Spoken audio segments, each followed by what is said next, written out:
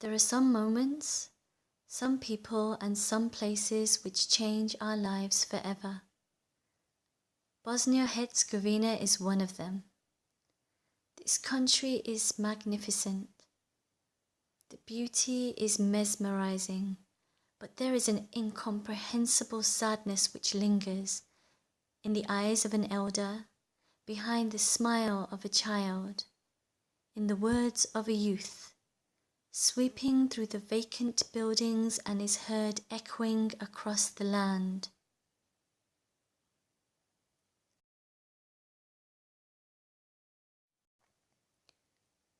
All we keep asking ourselves is this: how can such a beautiful country contain so many horrors? The answer is this: though life has light and shade, good and bad, life and death, humankind has the capability to increase darkness through its own hand, if it so wishes. It has the capability to increase chaos and execute the worst crimes imaginable, if greed, power, and control are its moral compass.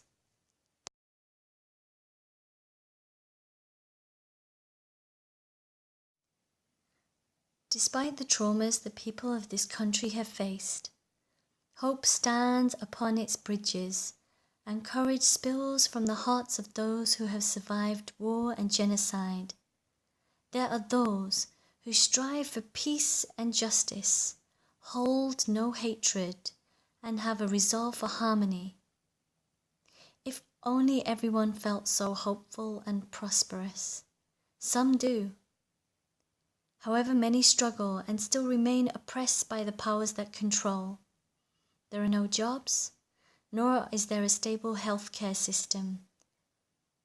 There is almost an apartheid system where people right from early childhood are separated by religion, and many are in need of financial, psychological, emotional and social support, which is extremely limited and overstretched.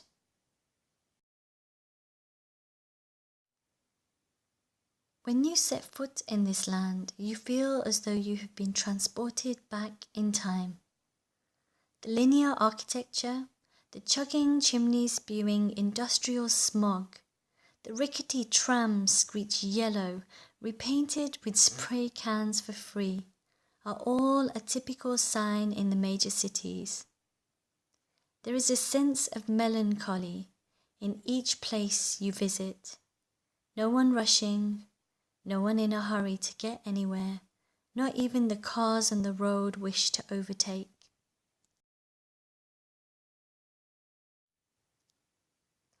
Despite this, there is a huge heart which pumps to the sound of resilience and survival.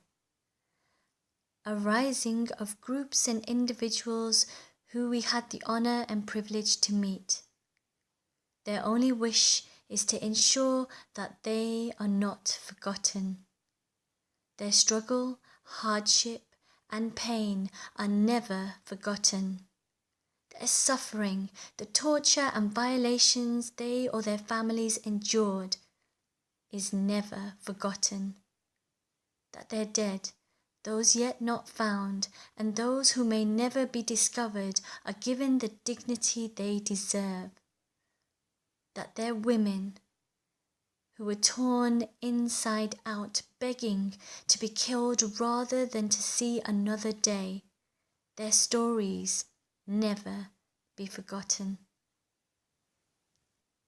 These are survivors, men, women, and children who have risen from war and survived a genocide.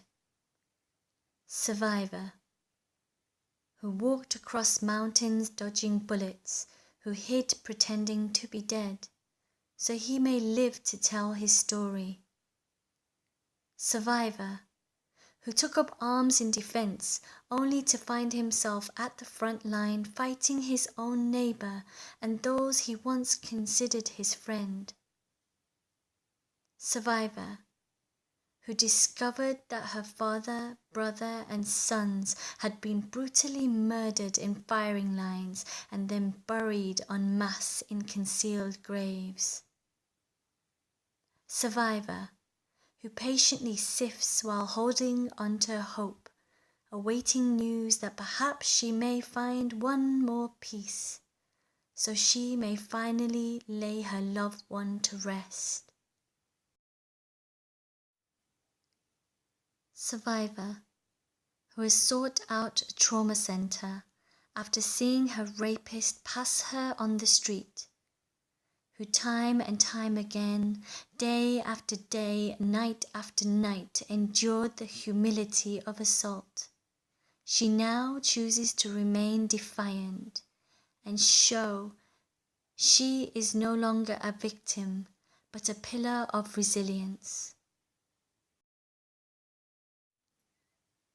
While the world was in slumber, and those who abandoned the very people they were meant to protect, and when silence was the loudest, evil men did the unimaginable.